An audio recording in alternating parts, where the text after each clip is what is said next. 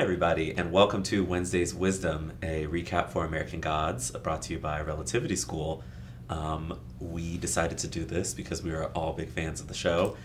We have a cool sort of mythology bent to our program, and so, yeah, we're going to dig into it. My name is Terrence Johnson. I'm the social media coordinator for the school. I'm Gavin Pierce. I'm the president of the Mythology Club here at Relativity School, and I'm also an intern at the Joseph Campbell Foundation, and I'll be going into my junior year here. Cool. Will Lin. I am the chair of the General Education Program, also run the writing room and lab elements, and I also am an editor for the Joseph Campbell Foundation's Mythological Roundtable program. This is going to be a weekly series. We started on the 4th episode, so we're about halfway through the season, but it's going to be a weekly series where we talk about the different myths, the symbols of the episode, what we like, what we don't like. So it's a good mix surrounding the show and the characters. And so, yeah, let's just dig right on into episode 4, which was all about Laura Moon. Gavin, go ahead. Yes. Well, I suppose right off the bat, I was just kind of surprised that the entirety of the episode was focused on Laura. Mm-hmm.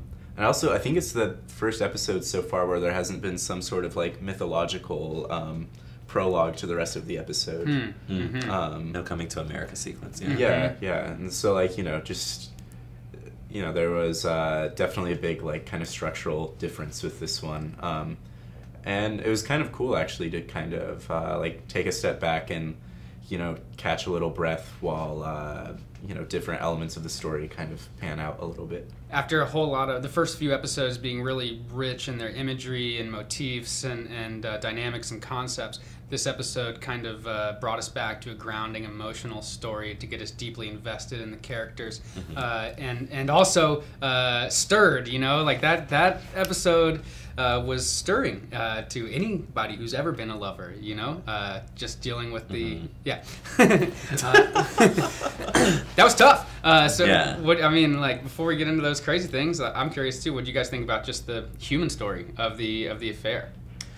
I thought it was really interesting because, and it sort of dives into the myth, because a lot of times when it comes to mythology, I think we always hear the stories of like these great men, and they're complicated men, or they have tough decisions to make, or they battle death, and rarely, if ever, have I heard a story like that told about a woman. And the show does not make her likable. It does not care if you like her. It just shows you like somebody dealing with situations. So the affair was like, oh yeah, I see why she did it, because she was bored. She was just bored with life. She was maybe thinking about committing suicide when she was sniffing the bug spray under the hot tub cover.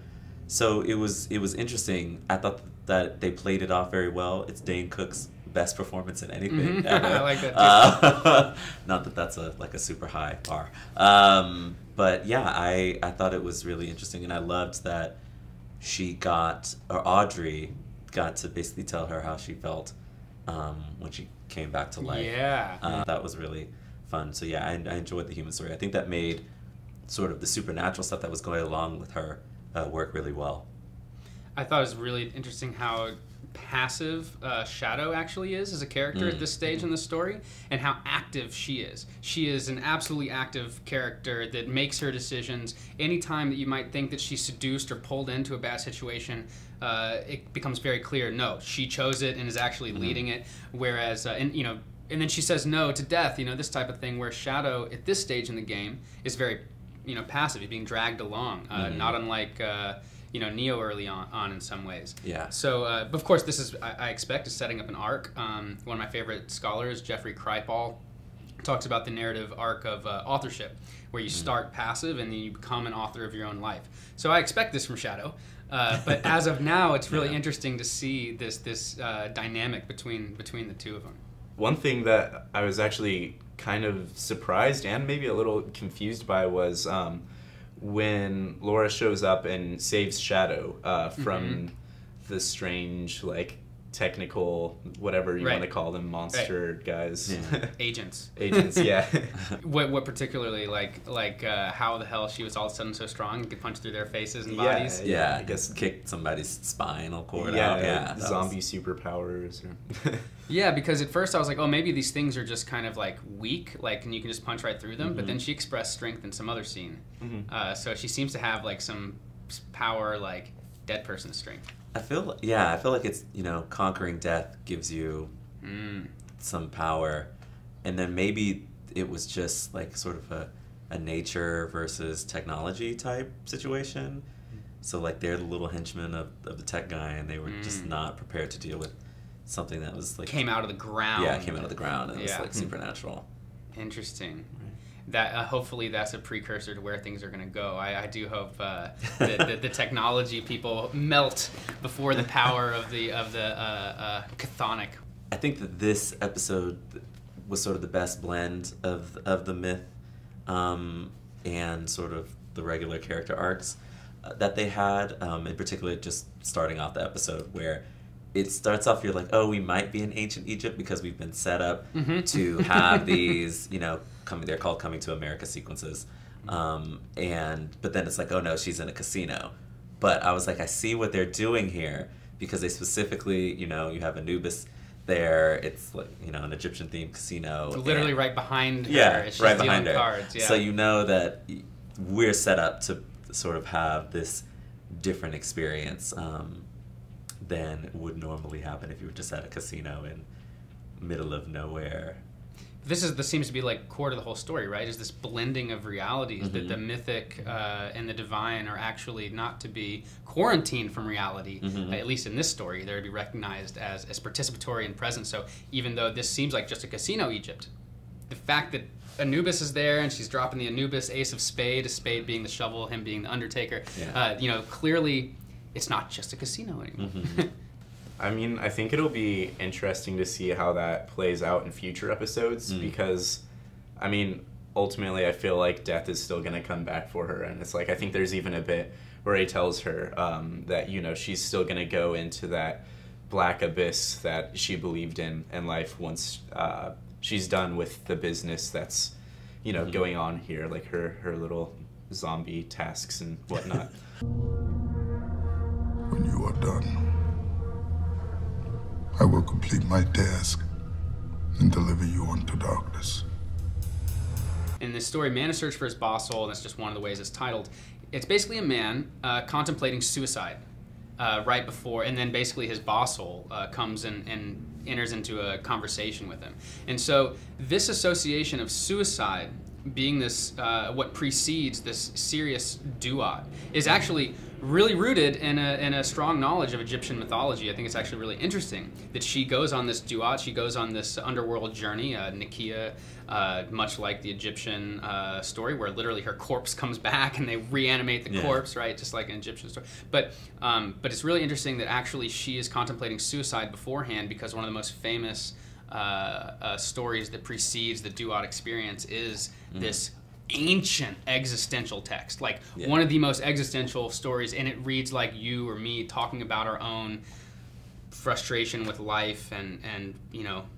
Anyway, so I found that wrestling match with death to be incredibly inspired. It's kind of cool that, you know, we see her like when she's first introduced as this character that's just very like lethargic and almost indifferent to being alive, like kind of what you see with the bug spray when she's under the hot tub, and then you know, all of that leading up to the point where you know, she dies and then she's brought into this afterlife sort of place and told, you know, you're going into this void and there's going to be nothing there. And then, you know, the act of trying to fight that, like, that's kind of when the wrestling match begins. Is it's almost like she's like, oh wait, like I'd much rather stay here in life than go into this void, when, you know, beforehand you saw her as very indifferent to that, maybe even wanting that void.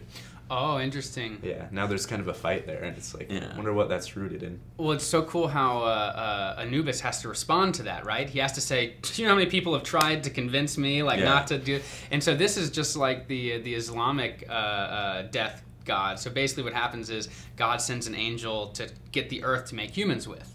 And Earth is like, don't take this earth, that hurts. Why would you do that? Yeah. And so every angel's like, sorry, God, Earth said don't take it, it would hurt. And then finally God sends one who actually takes it. And then he comes back and God says, well, didn't Earth beg you not to take the soil? And he said, yeah, but you told me I had to, and you were God. And he says, aha, I can trust you to be the angel of death, because they will always kick and scream and beg for you not to take them.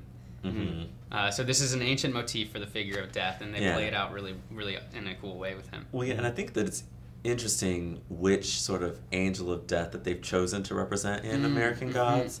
I was not expecting him to entertain her as long as he did with regards to her not wanting to die. But I think he's a very understanding person. But then, like, immediately, the God, he was like, I will usher you to the darkness, and I will not remember you.